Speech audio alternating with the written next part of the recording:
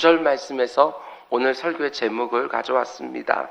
너희가 굳게 믿지 아니하면 너희는 굳게 서지 못하리라. 내가 굳게 믿지 못하면 내가 굳게 서지 못하리라. 이것이 바로 오늘 설교의 제목입니다. 오늘도 부제가 중요합니다. 제가 화요일날 새벽 설교의 부제로 하나님과의 관계를 회복해라 이렇게 말씀드렸고, 그 다음날 수요일 새벽에는 무엇보다도 예배를 회복해야 된다 말씀을 드렸습니다. 그리고 오늘 설교의 부제는요, 하나님을 향한 나의 믿음을 회복해라, 믿음을 회복해라, 이런 제목으로 말씀을 전하도록 하겠습니다. 이번 특별 새벽 기도회가 다시 한번 나의 믿음을 점검하고 그 믿음을 회복하는 귀한 집회가 되기를 주님의 이름으로 축원을 드립니다. 귀찮아도 아멘. 그게 사모해야 되는 거예요. 오늘 우리가 함께 읽은 본문에서 하나님은 이렇게 말씀하십니다. 너희가 나를 굳게 믿지 못하면 굳게 서지 못한다. 하나님을 향한 우리의 믿음. 오늘 새벽에는 성경이 그토록 강조하는 믿음의 문제에 대해서 함께 생각해 보려고 합니다. 오늘 본문의 말씀 이렇게 시작하지요. 오늘 본문의 역사적 배경이 되는 말씀인데 1절입니다. 우시아의 손자요 요담의 아들인 유다왕 아하스 왕 때에 아람의 르시난과 르말리의 아들 이스라엘의 베가 왕이 올라와서 아람 왕과 북이스라엘 왕이 동맹을 했습니다. 그리고 어디를 공격하느냐? 남유다의 수도인 예루살렘을 쳤으나 능히 이기지 못하니라. 연합 공격을 했지만 아직까지 예루살렘 성을 점령하지는 못한 것이지요. 그런데 2절, 어떤 사람이 다윗의 집에, 여기서만 다윗의 집은 유다의 아하스 왕을 말하는 것입니다. 다윗으로부터 이어지는 그 왕조를 말하는 것이지요. 다윗의 집에 알려 이르되 아람이 에브라임과 동맹하였다 하였으므로, 이방 족속인 아람이 에브라임, 북이스라엘을 말하는 것입니다. 두 나라가 동맹했다는 거예요. 근데 이게 충격입니다.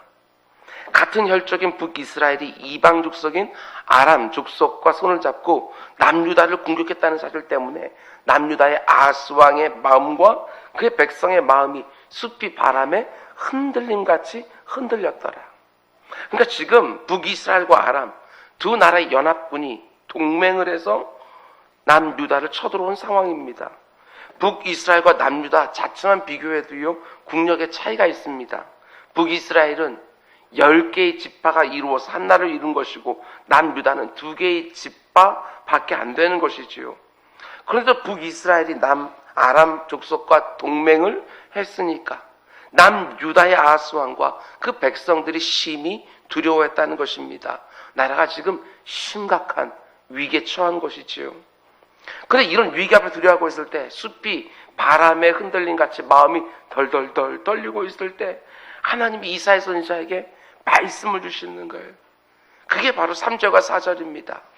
그때 여호와께서 이사야에게 이르시되 너와 네 아들 스알랴숲은 윗모 수도 끝 세탁자의 밭 큰 길에 나가서 아하스를 만나 그에게 이르기를 남유다 왕 아하스를 만나서 뭐라고 말하라고 시키시냐면 너는 삼가며 조용하라. 르신과 아람과 르말리아의 아들이 심히 노할지라도 이들은 연기나는 두 부직갱이 구루터기에 불과하니 두려워하지 말며 낙심하지 마라. 한마디로 걱정할 것 하나도 없다.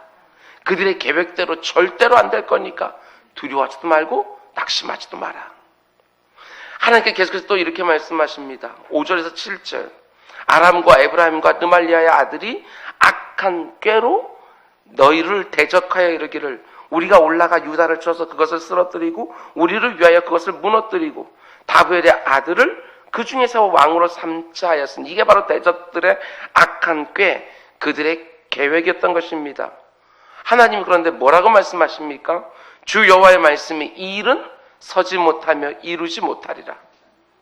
아람과 이스라엘이 연합해서 남유다를 공격한 다음에 이들이 어떤 계획을 세웠냐면 남유다의 아하스 왕을 죽인 다음에 다브엘의 아들을 왕으로 서자는 계획을 가지고 있었던 거예요. 그런데 이 계획이 절대 이루어지지 못할 거라고 하나님이 말씀해 주신 거예요.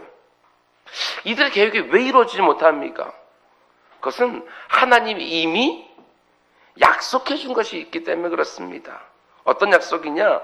다윗의 후손들만 남유다의 왕이 될 것이다. 다윗의 등불이 절대로 꺼지는 법이 없다. 하나님께서 약속해 주셨어요. 하나님의 약속은요, 다윗의 후손들이 계속해서 왕이 되는 것인데, 지금 북이스라엘과 아람 왕이 연합해서 뭘 하겠다는 것이냐? 왕조를 바꾸겠다는 거예요. 자기들에게 호의적인 왕조를 바꾸겠다는 거예요. 지금 왕으로 있는 아하스를 죽이고 다부엘의 아들을 왕으로 세우겠다는 것입니다. 그러니까 그들의 계획은 절대로 이루어질 수가 없다. 하나님 지금 두려워하지 말고 낙심하지 말라고 그래서 말씀하시는 거예요. 하나님이 다윗 왕조를 지켜준다고 약속해 준 것을 믿고 두려워하지 말고 낙심하지 마라. 그러면서 뭐라고 말하냐면 이 부분을 잘 들으셔야 돼요. 굉장히 의미심장해요. 오늘 설교의 제목입니다. 만일 너희가 굳게 믿지 않으면 너희는 굳게 서지 못하리라. 잘 보셔요. 하나님이 다윗 왕조를 지켜주시겠다고 약속해 주셨으니까 어차피 아람 왕과 북이스라엘의 계획은 이루어질 수가 없어요. 왕조는 안 바뀌어요. 근데 하나님이 그럼에도 불구하고 뭐라고 말씀하시느냐? 너희가 굳게 믿지 아니하면 너희는 굳게 서지 못하리라. 하나님이 다윗 왕조를 분명히 지켜주시겠다고 약속해 주셨는데 이 말씀을 들으면 마치 우리의 믿음에 따라서 그 약속이 성취될 수도 있고 성취되지 않을 수 있는 것처럼 말을 해요. 여기 굉장히 신비한 뭔가가 들어있는 거예요. 굳게 믿지 아니하면 굳게 서지 못하리라. 이 말씀을 통해서 우리가 반드시 알아야 될 사실이 하나 있어요. 하나님의 약속의 말씀은 혹은 하나님의 예언의 말씀은 고정적인 것이 아니라 많은 경우에 조건적인 것이라는 사실을 우리가 알아야 된다. 중요한 부분이에요. 하나님이 어떤 약속을 주셨다 할지라도 그 약속에 대한 우리의 반응이 어떠하냐에 따라서 얼마든지 바뀔 수 있다는 거예요. 하나님의 약속은 분명히 이루어져요. 그러나 그 하나님의 약속이 이루어진 시기와 방법은요, 얼마든지 우리의 반응 여하에 따라서 바뀔 수 있다. 우리가 하나님이 주신 약속을 전혀 믿지도 않는데 하나님이 약속해 주셨다고 해서 자동적으로 그 약속이 성취되어진다고 볼 수가 없다. 하나님이 자신의 약속을 변개하신다는 의미가 아니고 하나님이 약속을 주시고 기다리시는 것이 있다는 거예요. 그게 뭐냐? 하나님의 약속을 받은 대상의 믿음. 그 믿음이 생기기를 기다리면서 때와 방식을 조율하신다. 하나님의 약속을 믿는 믿음, 그게 생기기를 하나님이 기다리시는 거예요. 예를 들어서 아브라함의 경우를 생각해 보셔요. 하나님이 아브라함에게 나타나셔서 본토 친척 아비의 집을 떠나라 명령하신 다음에 주신 약속이 있지 않습니까? 그게 뭐냐면 내가 너를 큰 민족을 이루게 해주리라. 자식이 하나도 없는 아브라함에게 후사를 주시겠다고 약속해 주신 거예요. 그런데 창세기를 쭉 보면 하나님이 약속을 주셨지만 하나님이 계속해서 그에게 기다리시는 것이 있어요.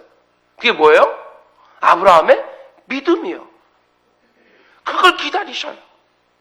아브라함이 믿음 위에 굳게 설 때까지, 약속 믿고 믿음 위에 굳게 설 때까지 기다리셔요. 이렇게 말할 수 있어요. 아브라함이 아들을 얻게 된다는 약속을 75세 때 받았는데 그가 아들은 100세에 얻어요. 아브라함이 무려 25년이나 기다렸어요. 그러나 정확하게 말하면 아브라함이 오랫동안 기다린 것이 아니라 하나님이 오랫동안 기다려주고 참아주셨어요. 언제까지? 아브라함이 믿음의 사람이 될 때까지. 상황과 형편은 점점 하나님 약속과 멀어지는 것 같지만 하나님이 약속해 주셨으니 이 약속은 반드시 이루어지리라. 그 믿음에 굳게 설 때까지 하나님 기다리셨다고요. 하나님은 분명히 아들을 주실 거예요. 이미 주시겠다 약속해 주셨으니까 분명히 주실 거예요. 그러나 곧바로 안 주시고 기다리셨다는 것입니다. 뭘 기다리셨어요? 아브라함이 하나님의 약속을 분명히 믿으실 때까지 하나님 기다려주셨다. 하나님 약속의 말씀이 있다고 해서 그 약속이 자동적으로 그냥 성취되는 것이 아니라 하나님이 그 약속을 성취시켜 가시는 과정 가운데 속에 내게 원하시는 것이 있다. 그런가 하면 이런 예도 생각해 보시기 바랍니다. 이것도 굉장히 중요한 부분인데요. 남유다가 후일 바벨론에 의해서 망하게 되지 않습니까? BC 586년에. 근데 그때 하나님이 예레미야 선지자를 통해서 어떤 약속을 주시냐면, 나라가 지금 망하지만 70년이 차면 나라가 다시 회복되리라. 이걸 약속을 주셔요. 그런데 이런 약속을 주셨음에도 불구하고 에스겔 선지자에게는 하나님이 뭐라고 말씀하시느냐? 여러분 정말 정신 바짝 차리고 들으셔야 돼요. 에스겔서 36장 36절 말씀 보면, 너희 사방에 남은 이방 사람이 나 여호와가 무너진 곳을 건축하며 황폐한 자리에 심은 줄 아니라 나 여호와가 말하였으니 이루리라. 하나님이 약속해 주셨으니까 반드시 이루어진다고 말씀하셔요. 그런데 37절 말씀 보세요. 약속을 좀 기대하는 게 있어요. 주 여호와께서 이같이 말씀하셨느니라.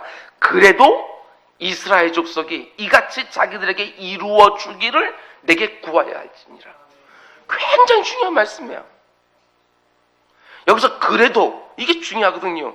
내가 약속해 주셨으니까 반드시 이루어 줄 것이다 라고 말해놓고 나서 그래도 너희가 그 약속이 이루어지게 해달라고 기도하여야 할지니라.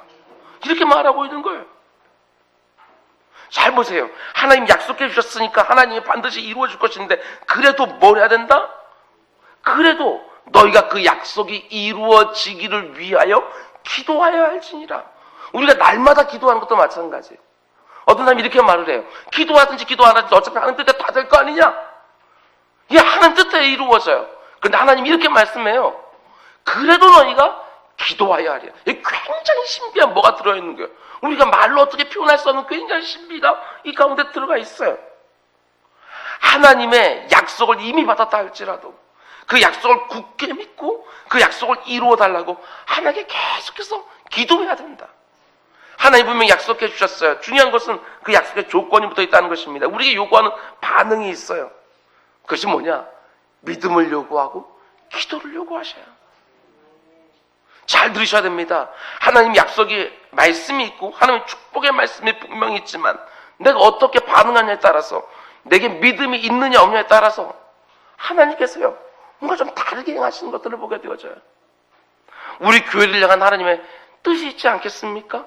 그래도 그 뜻이 이루어지기를 위하여 반드시 기도하여야 할지니라. 우리 가정을 위한 하나님께서요 선하신 계획을 가지고 있어요. 그런데 그냥 가만히 있으면 자꾸 착착 이루어지는 것이 아니라 하나님께서 우리에게 이렇게 말씀하셔요. 그래도 그 선한 계획을 이루어 달라고 너희가 간절히 기도할지니라. 우리 모두를 향한 하나님의 분명한 약속들이 있지만, 계획들이 있지만, 우리가 그 약속과 계획을 믿고 신뢰할 때에 그 약속과 계획의 말씀이 우리가 하나씩 하나씩 적당한 때에 적당한 방식으로 이루어진다는 것입니다. 오늘 본문은 분명히 말합니다. 굳게 믿지 아니하면 굳게 서지 못한다. 믿지 못하면 서지 못한다. 그것도 대충 믿는 것이 아니라 굳게 믿으라. 하나님이 우리 인생을 분명히 꽉 붙들어 주실 것입니다. 그러나 하나님은 우리에게 강한 믿음, 단호한 믿음, 견고한 믿음을 우리 편에서 요구하시는 거예요. 그런데 우리에게 이런 믿음이 없으면 내 육신의 눈에 보이는 현실에 얼마든지 무너질 수 있다 없다? 있다. 얼마든지 무너질 수 있다. 저와 여러분도 완전히 망하진 않을 거예요. 하나님께서 휘청거릴 때마다 우리를 붙들어 주실 테니까. 근데 믿음이 없으면 얼마든지 휘청거리고 넘어질 수 있다. 망하진 않다 할지라도. 지금 남유다가 처한 위기는 아람과 북이스라엘 연합군 때문입니다. 근데 성경은 남유다의 국력이 약해서 혹은 북이스라엘과 아람 군대의 동맹이 너무나도 강해서 남유다가 무너질 거라고 말씀하지 않으셔요.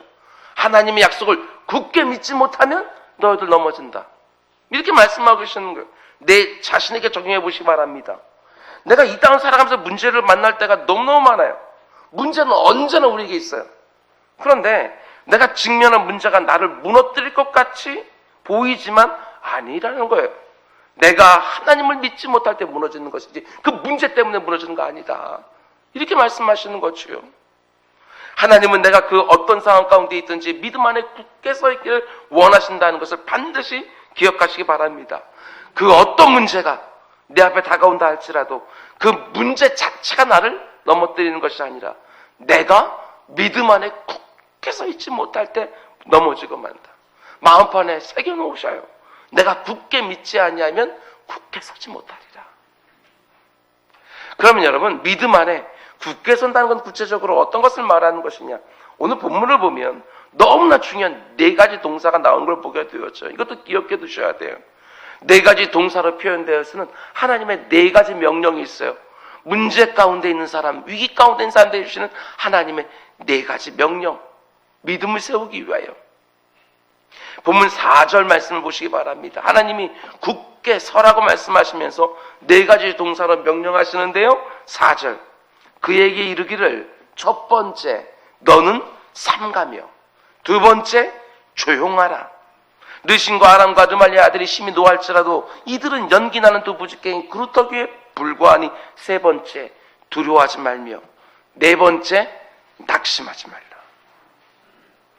NIV 영어성을 보면 이렇게 되어 있어요. 첫 번째 삼가라, be careful.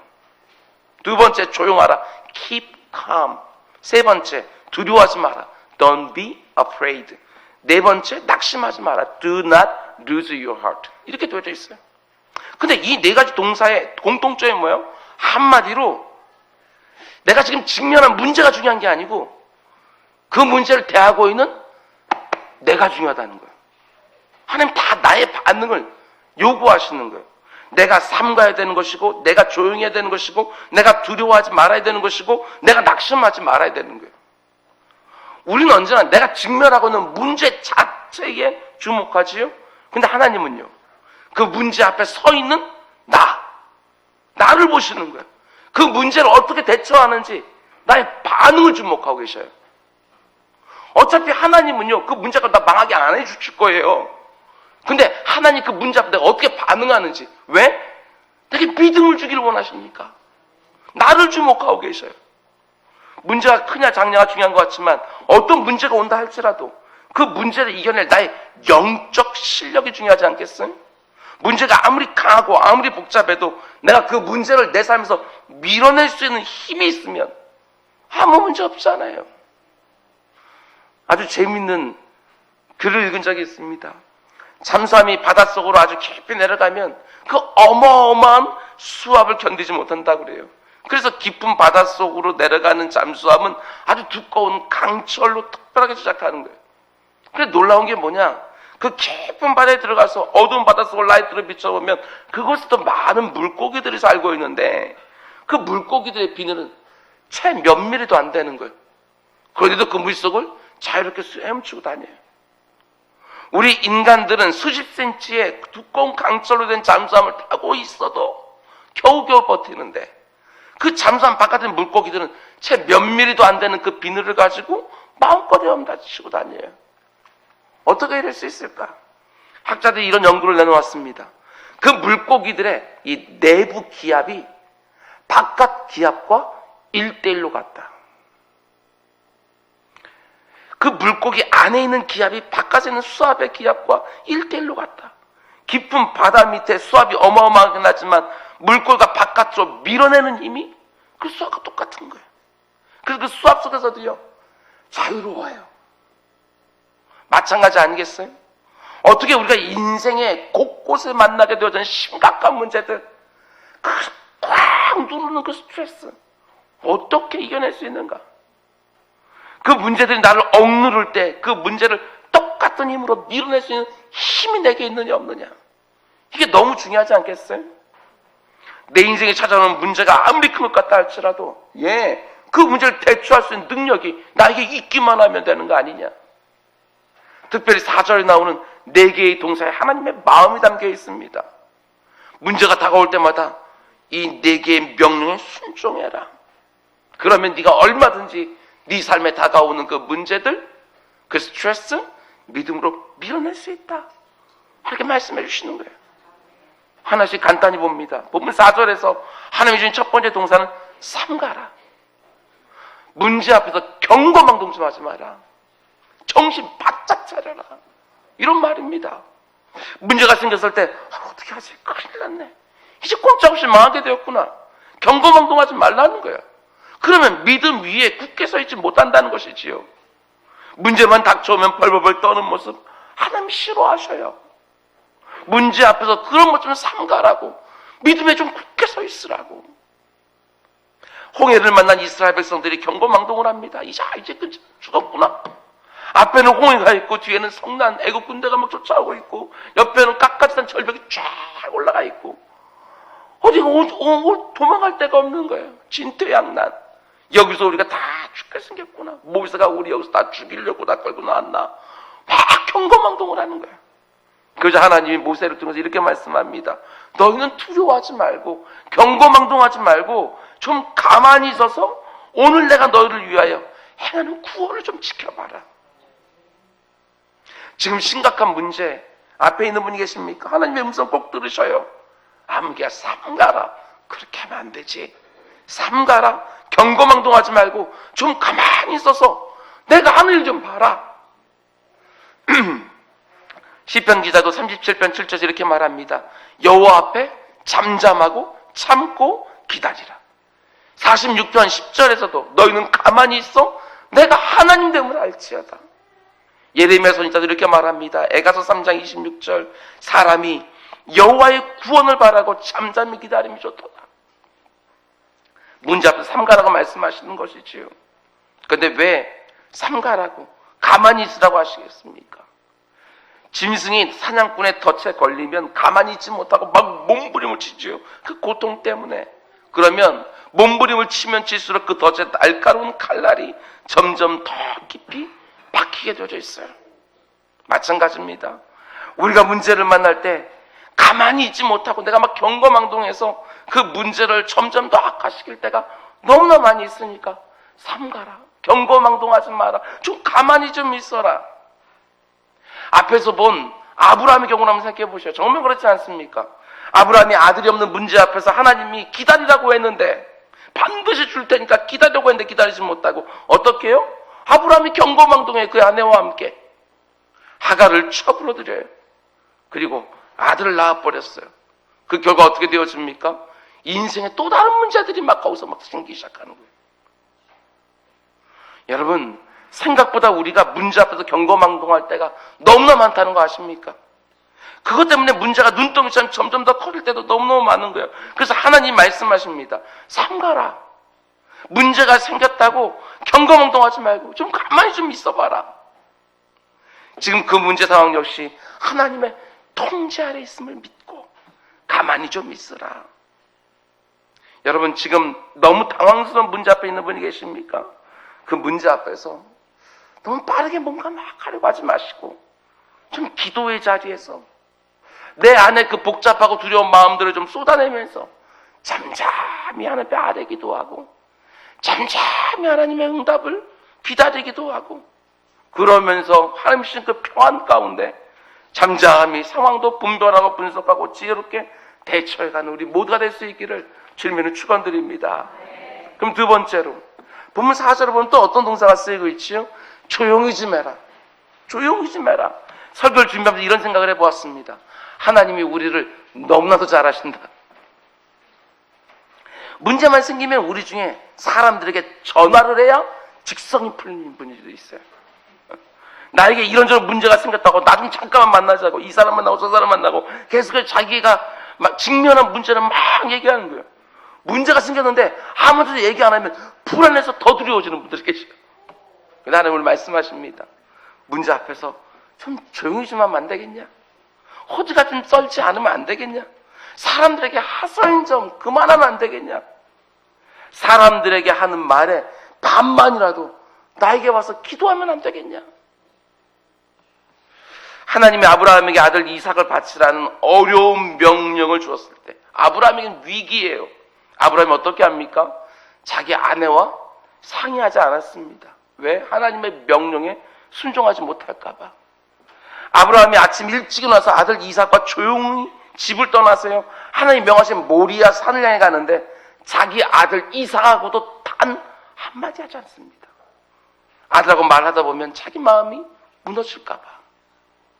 그런데 이 부분이 중요합니다. 아브라함이 아내에게도 동생에게도 아니 자기 아들에게도 말 한마디 하지 않는데 그 대신에 뭘 하느냐? 생각을 합니다.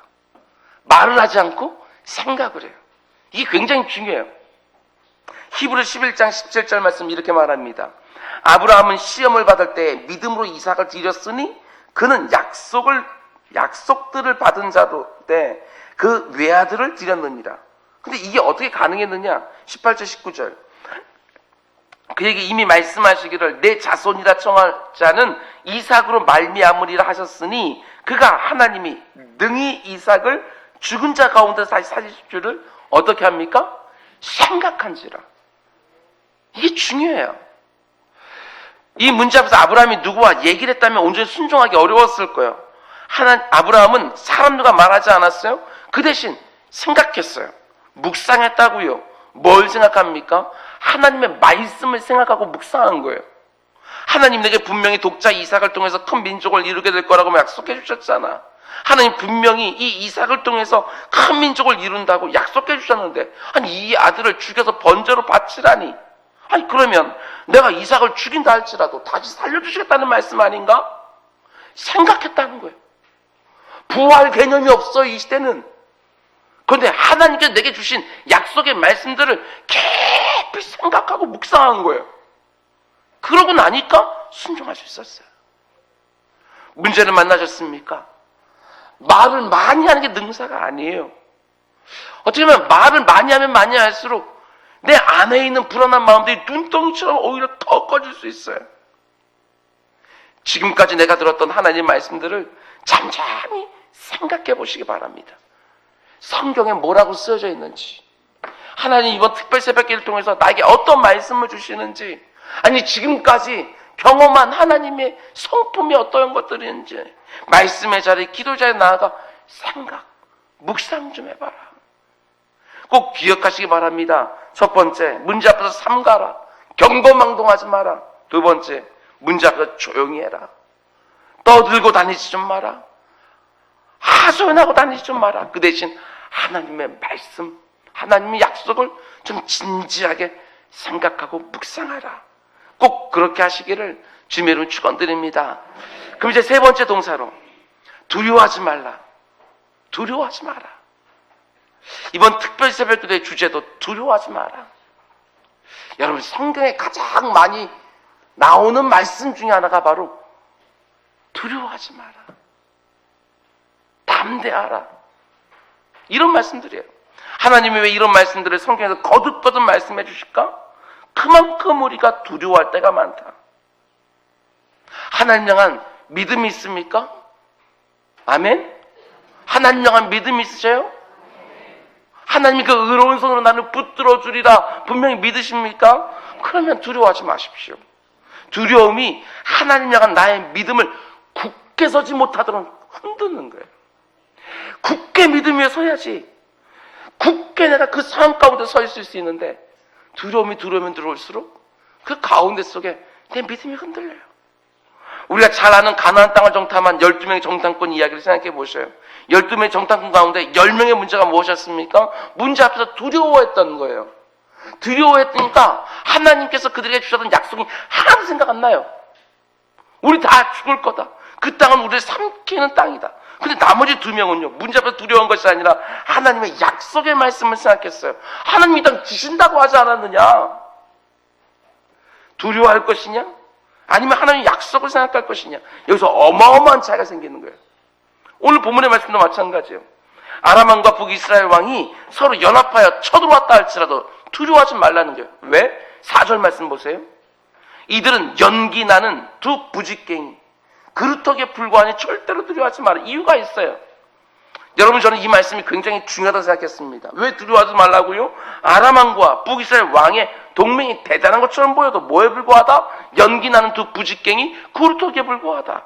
지금 맹렬히 불타고 있는 것이 아니라 불은 다 꺼지고 연기만 솔솔 피우고 있는 부직갱이, 그루터기. 아무것도 아니다. 우리가 직면하고 있는 문제들 가운데에도 많은 경우에는 정말 그렇지 않습니까? 시간이 좀 지나보게 되어지면 그렇게 큰 문제도 아니었는데 내가 그렇게 어디 갔다 왔구나. 큰 문제도 아니었는데 그렇게 흔들렸구나. 너무 염려했구나. 하나님 앞에서도 죄송하고 사람들 보기도 면먹었고 이런 경우들도 너무너무 많아요. 지금 내게 있는 문제도 맹렬한 불은 다 꺼지고 연기만 솔솔 피우고 있는 부직갱이, 그루터기. 목회하다 보면요, 문제 만난 분들을 수없이 만나요. 근데 중요한 게 뭐냐? 직면한 그 문제를 대하는 방식이 사람마다 너무나 다르다. 제 경우로 말씀드리면, 교회 안에 문제가 없는 경우가 어떻게 있겠어요? 450명이 출석하는 그 교회 안에 어떻게 문제가 없겠어요? 맨날 하루가 멀다 하고 정말 우리가 두려워하는 일들이 계속해서 생기죠.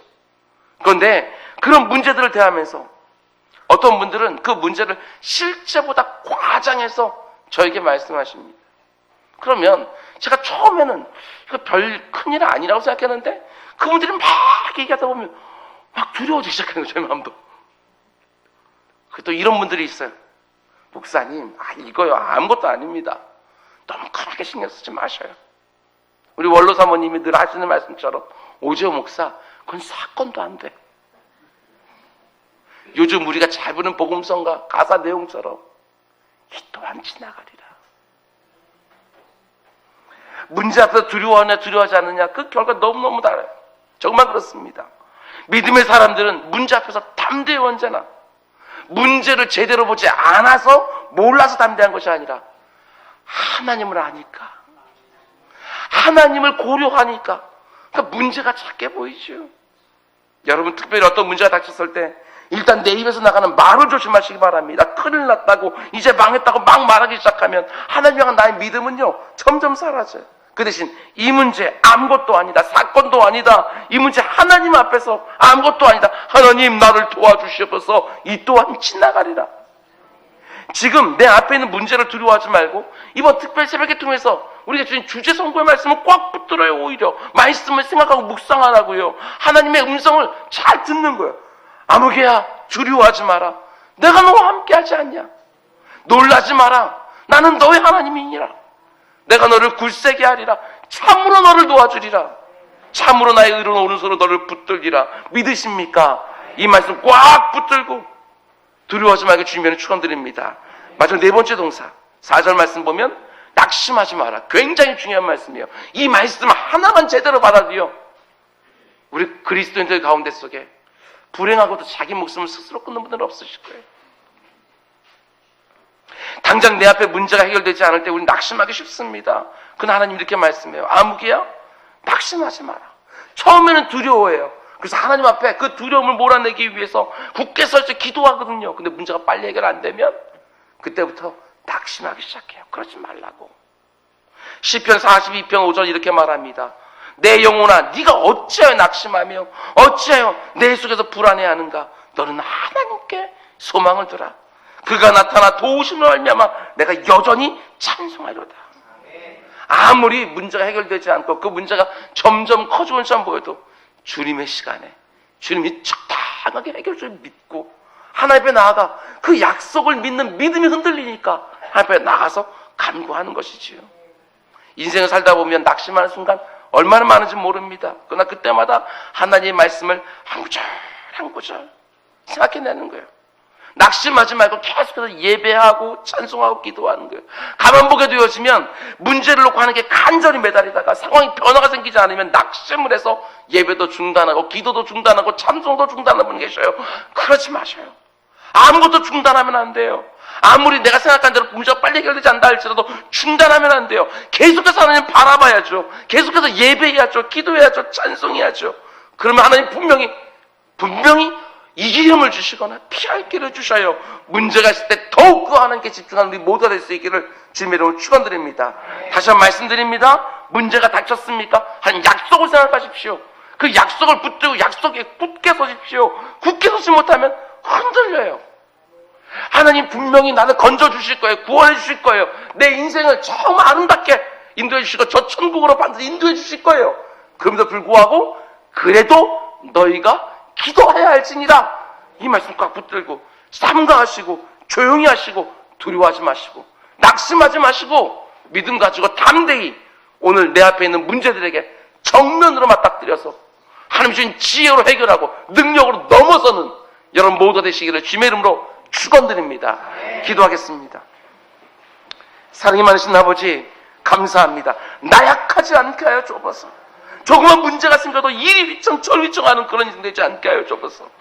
하나님을 온전히 신뢰함으로 그 믿음에 굳게 서서 하나님의 놀라운 역사를 우리 두 눈으로 똑똑히 보는, 그래서 그 문제가 지난 후에 상처가 남는 것이 아니라 간증이 남는 우리 모두가 될 수 있도록 인도하여 주시옵소서. 이 모든 말씀 예수님의 이름으로 기도드렸습니다. 아멘.